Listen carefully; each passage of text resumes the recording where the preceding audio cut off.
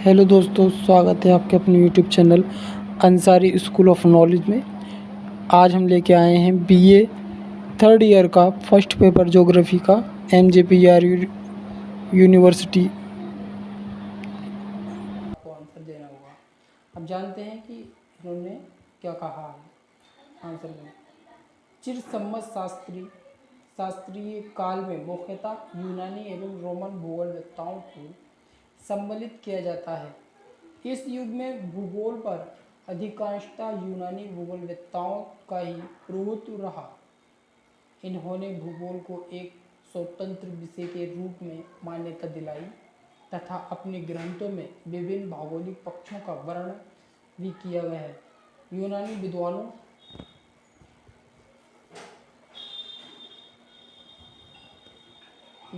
विद्वानों ने अपने अन्वेषणों, मानचित्रों एवं परिकल्पना के द्वारा भूगोल के विकास हेतु सराहनीय कार्य किए।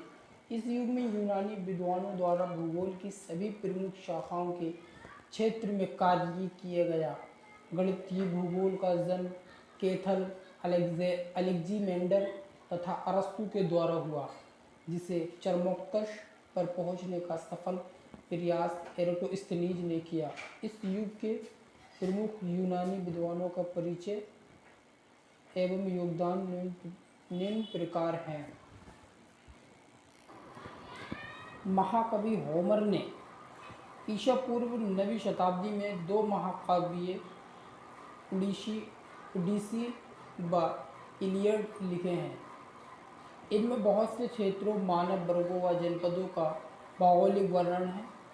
होमर ने पृथ्वी को चपटी एवं वृत्ताकार माना था। ओडिसी में सुदूर पूर्व के विभिन्न भूभागों का वर्णन किया गया है। होमर ने पृथ्वी एवं स्वर्ग आकाश की स्थिरता के लिए 4 आकाशीय स्तंभों की कल्पना की थी। उन्होंने 4 प्रकार की पवनों का भी उल्लेख किया: वोर, यूरस, नोटस एवं जोफिरस। थेलस ये एक दार्शनिक थे जिसने यूनान में प्राकृतिक विज्ञान व दर्शन शास्त्र को विकसित किया। उसने विश्व की उत्पत्ति व नक्षत्रों के बारे में एक पुस्तक लिखी जिसमें गणितीय भूगोल के विकास का आरंभ होना माना जाता है। उसने भी पृथ्वी को चपटी, वृत्ताकार व तैरती हुई माना। थेलस ने सूर्य व चंद्र ग्रहण पर अपने विचार प्रकट किए। पाइथागोरस अपने समय के महान दार्शनिक, गणितज्ञ और भूगोल विद्वान थे। उनके अनुसार पृथ्वी गोलाकार व स्थिर है। ये अन्य आकाशीय पिंडों की परिक्रमा करती है। अलेक्जेंडर थेलस के शिष्य था।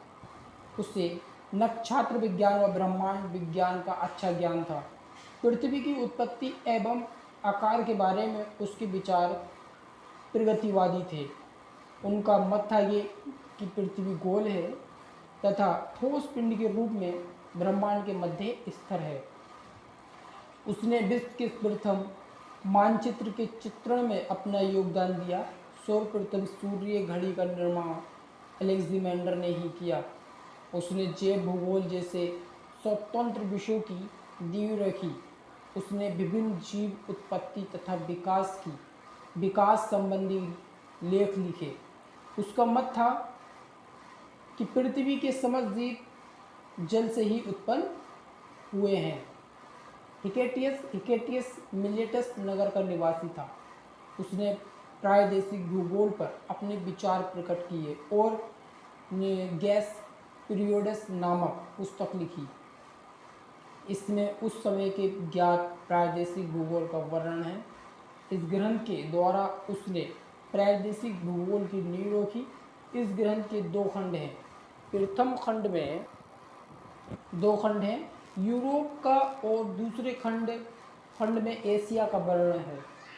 हिकेटियस ने अपने नगर मिलेटस का मानचित्र बनाया।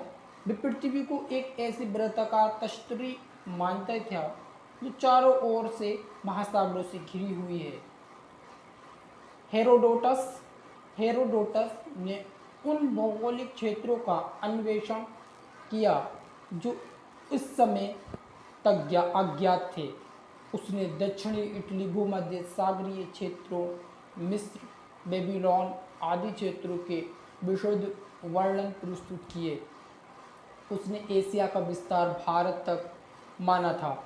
उसने विश्व के मानचित्र का निर्माण किया और नील नदी के डेल्टा के निर्माण की प्रक्रिया का वर्णन किया। अरस्तु प्रसिद्ध विचारक प्लेटो का शिष्य था। वे दार्शनिक होने के साथ साथ एक तर्कशास्त्री, राजनीतिक शास्त्री तथा जैव वैज्ञानिक भी था। उसने पृथ्वी की आकृति को गोलाकार बताया और जलवायु कटिबंधीयों का वर्णन किया।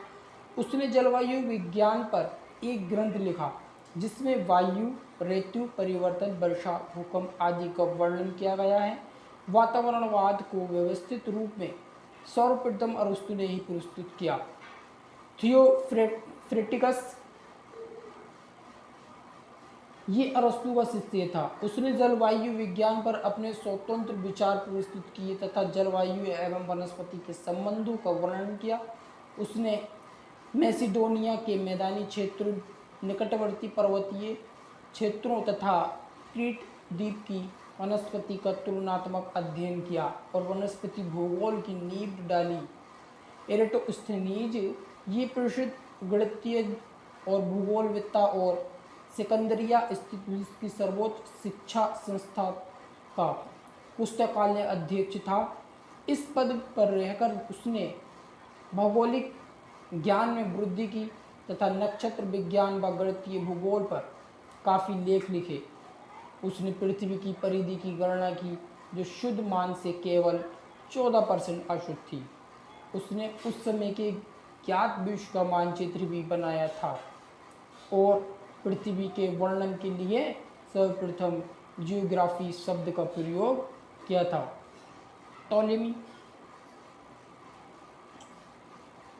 टोलेमी यूनानी भूगोलवेत्ताओं में टोलेमी का सबसे प्रमुख स्थान है। उसका जन्म यूनान के टोलेमस हार्मी नामक नगर में हुआ। उसने अपना अध्ययन व लेख अलेक्जेंड्रिया में रहकर किया। उसने गणितीय भूगोल को नया आयाम दिया। गणितीय भूगोल को अतिरिक्त उसने मानचित्र विज्ञान, नक्षत्र विज्ञान, वर्णनात्मक, व्याख्यात्मक भूगोल आदि क्षेत्रों में सराहनीय योगदान दिया। उसके इन कार्यों का वर्णन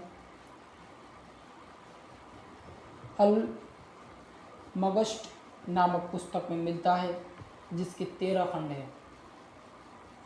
टोलेमी अलेक्जेंड्रिया की वेधशाला में महत्वपूर्ण वेद किए।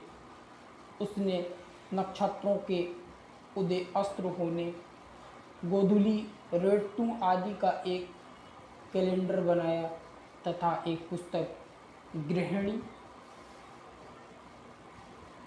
सिद्धांत पर भी लिखी थी। उसने हिप्पारकस की 1850 नक्षत्रों की सूची में बढ़ाकर 1022 नक्षत्रों की सूची बनाई। अरबी भाषा में उसके कार्यों का प्रकाशन अलमगस्ट नामक पुस्तक में किया गया है। टोलेमी ने प्रक्षेपों की रचना की। सर्वप्रथम उसने मानचित्रों के प्रक्षेपों के संबंध में अक्षांश एवं देशांतर शब्दों का प्रयोग किया। उसकी ग्रंथमाला जियोग्राफिया 8 खंडों में प्रकाशित हुई। इसके प्रथम खंड में सैद्धांतिक नियम हैं जिसमें ग्लोब की रचना और मानचित्र प्रक्षेप की प्रविधि है। दूसरे से 7वें खंड में 8000 स्थानों के नाम एवं अक्षांश देशांतर दिए गए हैं। उसमें विश्व का मानचित्र बनाने की विधि भी बताई है। उसकी ग्रंथमाला जियोग्राफिया में विश्व के मानचित्र सहित 27 मानचित्र हैं। टोलेमी ने गंगा नदी की उत्पत्ति हिमालय से बताई एवं बंगाल की खाड़ी का भी वर्णन किया। उसके लेखों में चीन, अरब देशों तथा अफ्रीकी देशों के वर्णन मिलते हैं। उसने हिंद महासागर के दक्षिण में एक महाद्वीप की कल्पना भी की जिसे बाद में कैप्टन कुक ने खोजा था। ये अंटार्कटिक महाद्वीप था।